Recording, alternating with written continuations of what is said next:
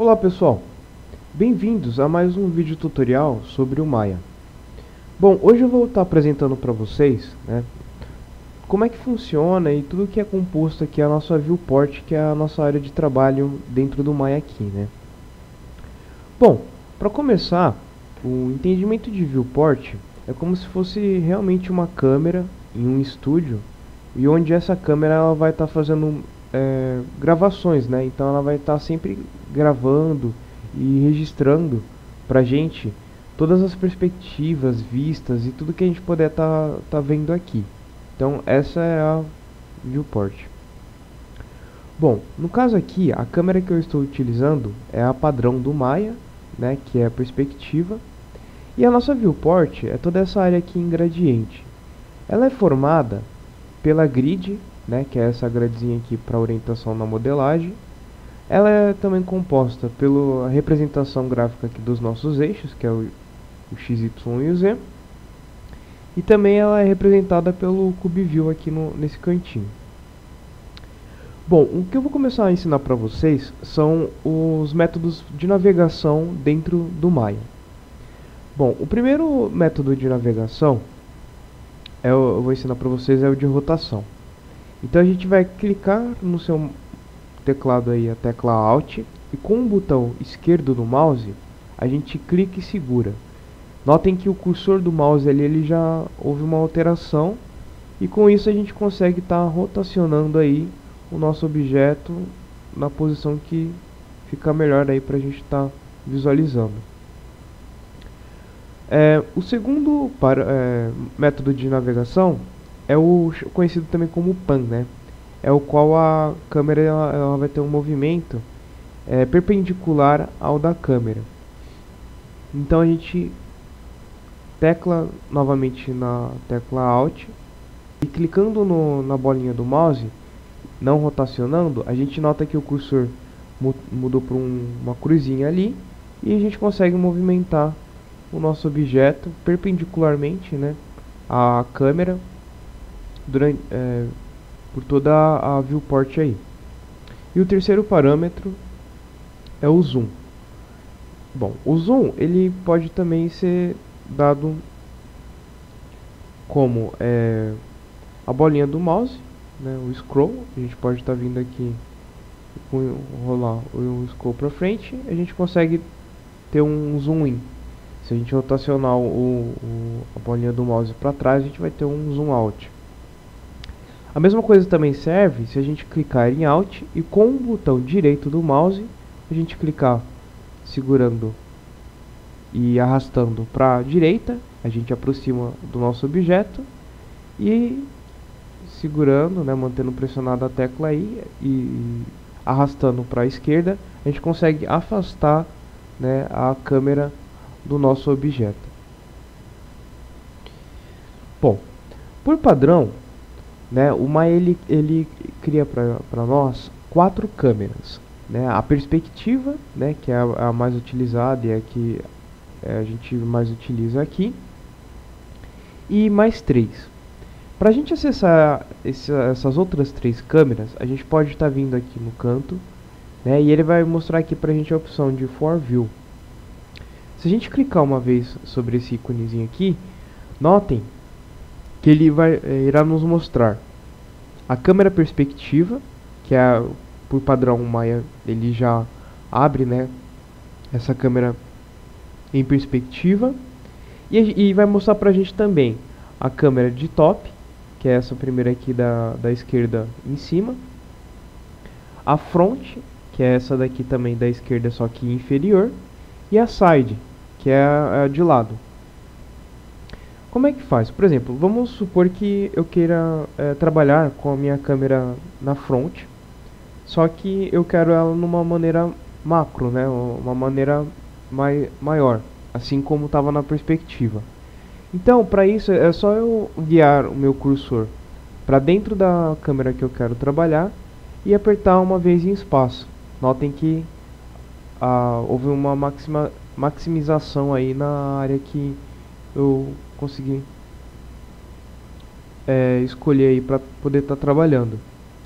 Para a gente voltar para o outro método do lado de fora, é só pressionar de novo em espaço eu oriento o meu cursor para a perspectiva e clico em espaço novamente.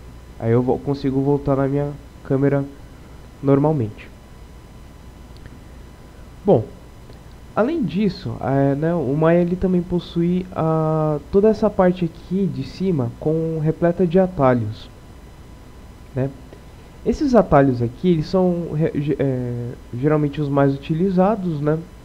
Em vez da gente estar indo lá no menu, um por um, e escolhendo, ele já nos disponibiliza por padrão também os mais usuais aqui em cima. Notem que esse painel ele é referente à perspectiva. No caso, se eu poderia estar vindo aqui em painel e, por exemplo, ir aqui em Hypershade e todos esses atalhos que estão aqui em cima, você nota que ele foi alterado, né? Então, essa parte de painel aqui é referente apenas sobre a viewport. Então, dependendo dos outros painéis que você for estar abrindo aí, haverá alterações aqui em cima. Continuando aí, pessoal, no seu canto esquerdo aqui é onde se localiza as toolbars, né? Então, todas as nossas ferramentas aqui de manipulação, elas podem ser encontradas nessa ferramenta, né, nesse lado aqui. Eu vou vir aqui e vou vir em Move Tool, né?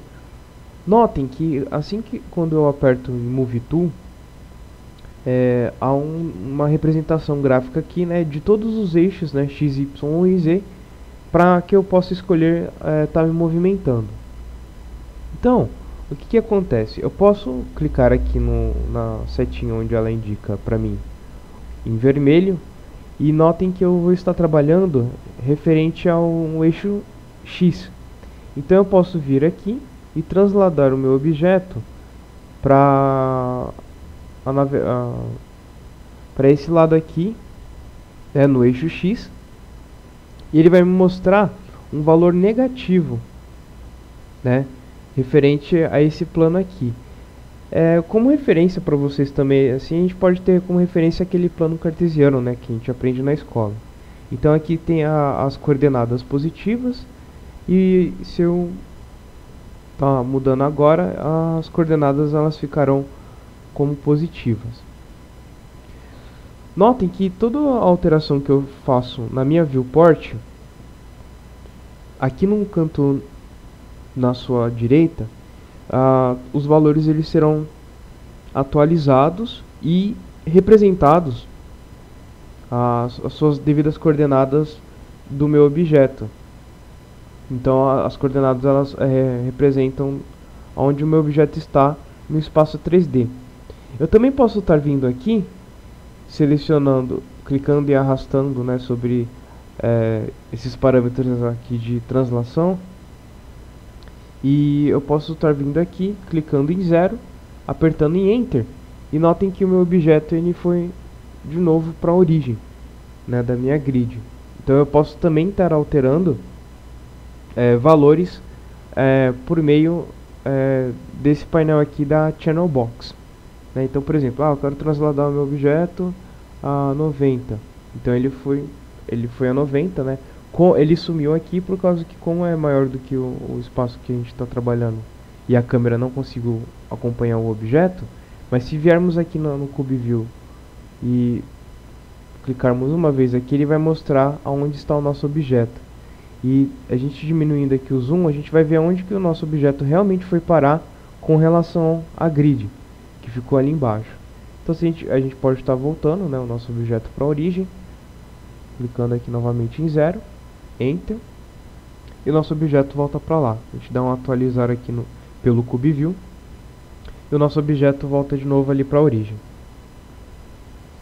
Aqui no Cube View, a gente tem praticamente todas as perspectivas, né, que a gente pode estar trabalhando aí dentro do Maya. Então, se a gente clicar aqui nesse quadradinho, a gente vai ter a visualização, né, do nosso objeto na sua fronte. Se a gente vier aqui nesse cantinho, a gente vai ter uma visualização entre a frente e a lateral esquerda, né, do nosso objeto. Se Se a gente vier mais pra cá, a gente vai ter uma visualização do topo. A gente pode estar rotacionando a cada 90 graus aqui o nosso objeto. Então, isso daqui que é a real função, né, do CubeView. É agilizar pra gente aí as vistas do nosso objeto. Aqui no CubeView, a gente pode também estar atribuindo mais coisas para ele. Por exemplo, se a gente vier aqui em Properties, a gente vai abrir essa caixinha de diálogo e a gente vai vir aqui, ó, em Show Compass Below the View Cube. A gente habilita essa caixinha, nós colocamos até o máximo para que tenha 360 graus e damos um salve. Notem que apareceu agora esse círculo aqui embaixo com a representação do sul, do leste, oeste e norte. Então, isso daqui ele serve como aquela função lá do Alt e o seu botão direito, né? Mas aí você pode estar utilizando aqui também, né? Caso seja uma opção sua aí, você consegue estar utilizando esse dispositivo aqui também. Aqui no CubeView, por exemplo, você pode também, por exemplo, criar uma vista home padrão sua, né? Se a gente vier aqui em Home, que é essa casinha aqui em cima, ele vai dar pra gente essa visualização de câmera. Mas você pode também estar criando a sua dessa maneira aqui. A gente aperta com o botão direito do mouse, a gente vem aqui, ó, vamos escolher uma tomada aqui. Vamos supor que eu quero esta visualização. Com o botão direito eu venho aqui e coloco Set Current View as Home e habilita essa vista aqui. Então, no caso, se eu estiver modelando lá, beleza, e quiser ver naquela minha vista que eu escolhi como sendo a minha home, eu venho lá na casinha, clico, ele mostra pra mim como é que meu objeto está. Caso eu queira voltar ao padrão do Maya, né, a gente vem aqui em Reset Home e clicamos aqui novamente e ele volta para aquela vista padrão do Maya. Agora a gente vai começar a ver esses atalhos aqui em cima. O primeiro atalho aqui a gente tem o Select Camera. Esse Select Camera ele vai apresentar para a gente todos os parâmetros aqui na Channel Box referente à câmera que nós estamos, no caso perspectiva. Então ele aparece uma série de atributos, né, onde a minha câmera pode estar. Notem, né, vamos voltar ali, que por exemplo, se eu clicar em Alt e rotacionar a minha câmera, os parâmetros aqui eles vão ser alterados, assim como também se eu movimentar desta maneira. Então o Maya sempre vai estar dando para mim a orientação pela Channel Box da minha câmera atual. Bom, o próximo botãozinho aqui é o Camera Attributes. Se a gente clicar aqui, ele vai aparecer todos os atributos, né, e uma série de atributos sobre a nossa câmera aí em perspectiva. Então aqui é aqui que a gente vai poder estar escolhendo, né, efeitos, tipos de lentes e várias outras ferramentas aí para nos auxiliar na hora de estar animando, renderizando o nosso vídeo aí. Bom, o próximo botãozinho aqui é os Bookmarks, né? Esse botãozinho aqui, ele apresenta uma característica muito semelhante, né, ao do CubeView aqui. Então a gente pode estar selecionando essa outra vista aqui como padrão. A gente vem aqui em Bookmarks e dá um clique.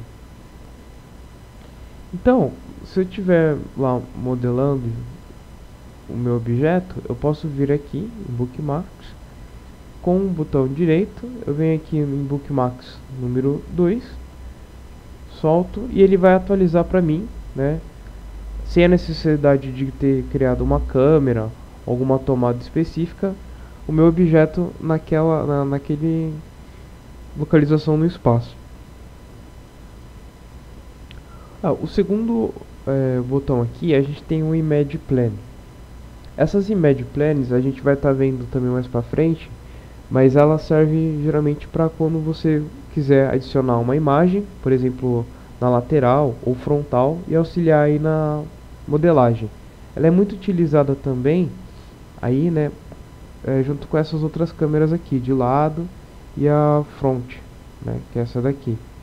A gente vai estar vendo isso daí mais pra frente. O outro botãozinho aqui, ele ainda não consegui achar uma função específica para ele, né? Mas assim que eu estiver encontrando aí, eu informo vocês aí. Bom, vamos voltar aqui para Home. Esse outro botãozinho aqui, ele habilita ou desabilita a nossa grid. Esse daqui é o Film Gate. O Film Gate, ele é a representação, né, real da nossa lente da câmera.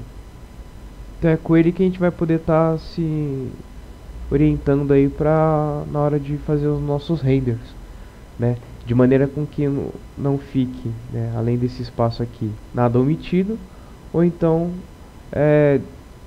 não fique posicionado corretamente, né, da maneira que a gente quiser representar aí o nosso render. Então a gente tem o Film Gate, tem um Resolution Gate, que é o que ele mostra pra gente a nossa lente de câmera e mostra pra gente as dimensões dela, né? No caso aqui a minha tem 640 por 480. A gente também tem essa parte aqui, né, que a gente pode estar habilitando para dar um foco maior aqui na nossa view, ou a gente pode estar mesclando, né, de maneira com que fique tudo do mesmo padrão assim. Mas para manter um foco, uma atenção especial, é legal deixar essa daqui habilitada, porque realmente a gente vai estar focado no que será apresentado aqui no nosso render. O outro botãozinho aqui é o Field Chart, né? É uma grade onde ela é utilizada mais aí para animação. A gente também vai estar vendo mais pra frente, que ele possui todos os parâmetros e medidas aqui pra gente poder estar utilizando para animar. A outra é o Safe Action. O Safe Action, vamos habilitar aqui o Resolution Gate. Ele possui 10%, né, a menos do que o nosso padrão escolhido aqui no Resolution Gate. Então isso daqui é só para dar mesmo uma margem, né, para que não fique nada desfocado, nada fora do nosso render, né, e é utilizado também aí para animação de TV. A mesma coisa acontece também com esse Safe Title. Ele possui o que? Agora 20% a menos do que o nosso escolhido aqui, a nossa lente da câmera, de 640 por 480. Então ele possui 20% a menos, mas aí também para dar uma margem para a gente não estar deixando nada escapar na hora do render. Continuando aqui, pessoal, a gente tem essa ferramentinha aqui que chama Wireframe. Se a gente habilitar ela aqui, deixa eu desabilitar o grid aqui para não confundir, é como se o nosso objeto, né, fosse totalmente feito em arame. Então a gente consegue estar vendo aí, né, como é que é a construção do nosso objeto em Wireframe. Se a gente desabilitar ele aqui, o Maya ele já habilita a forma de shade, né, do nosso objeto. Então a gente já consegue ver realmente as faces do nosso objeto. Esse próximo botãozinho aqui, ele já vai mostrar pra gente a visão tanto aramada quanto a visão em shade. Então como se fosse um mix dos dois aí, né, pra gente poder estar visualizando. Esse outro botão aqui, ele vai mostrar quando a textura estiver no objeto. Então, no caso, para a gente criar uma nova textura aí, a gente tem que vir aqui, com o botão direito do mouse, a gente vem aqui, ó, em assim, New Material. Então a gente vem aqui, a gente vai criar um material padrão do Maya, né, chamado Lambert. Ele vai abrir aqui pra gente no Attribute Editor. A gente vem aqui em Color e vamos escolher para nossa box aqui esse material aqui chamado Checker. Então vejam que o nosso material foi escolhido esse checker. Se nós habilitarmos agora esse botãozinho aqui de textura, a gente vai poder estar vendo a textura, né? Deixa eu tirar essa outra opção aqui.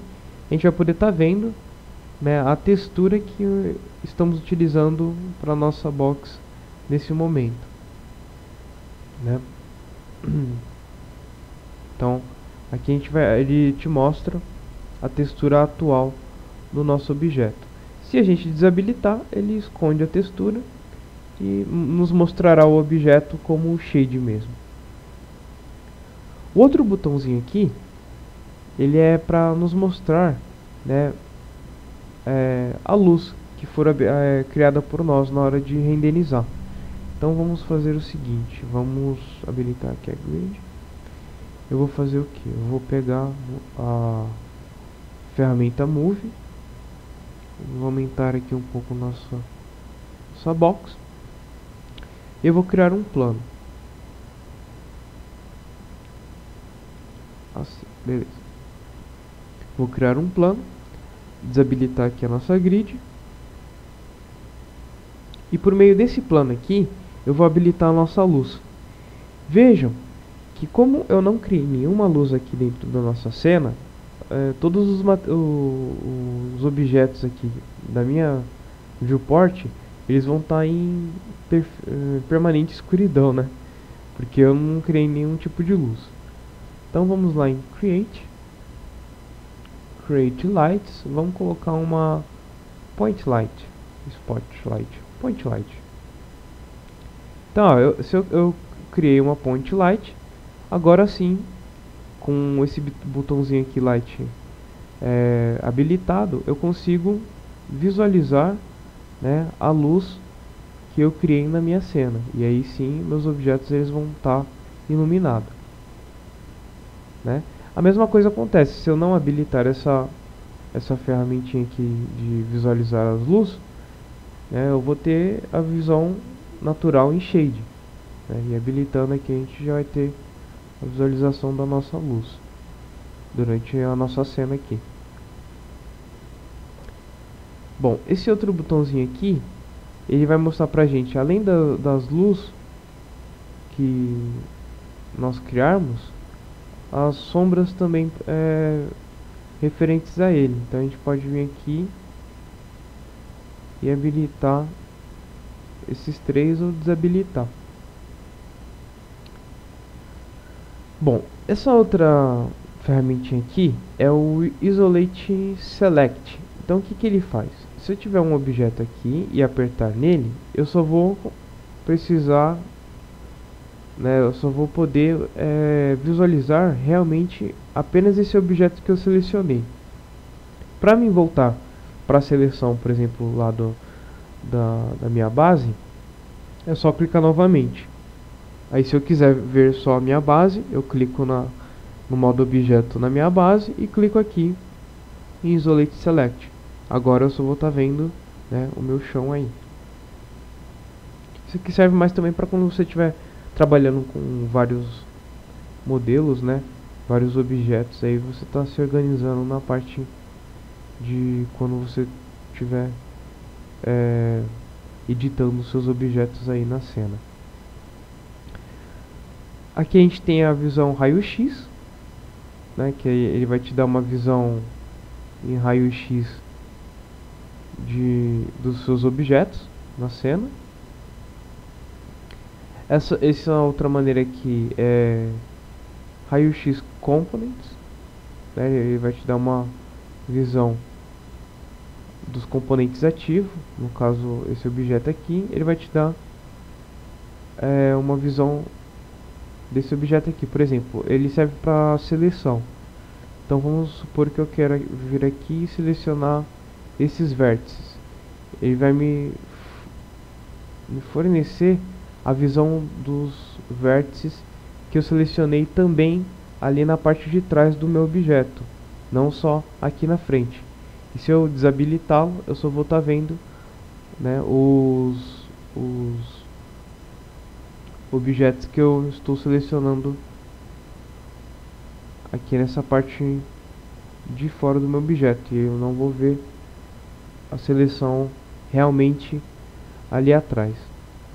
E por último, pessoal, eu tenho essa opção aqui do X-High Joints. Esse daqui ele serve para quando a gente estiver criando joints aí para os nossos objetos, né, que são como se fosse os ossos, né, o esqueleto do nosso objeto. Então ele serve para isso aqui. Eu venho aqui, habilito, né, a ferramentinha e crio os meus joins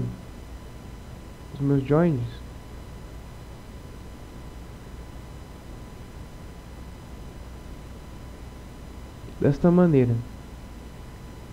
Então eu consigo, com essa ferramenta habilitada, ver o joint que foi habilitado dentro aqui do meu cubo.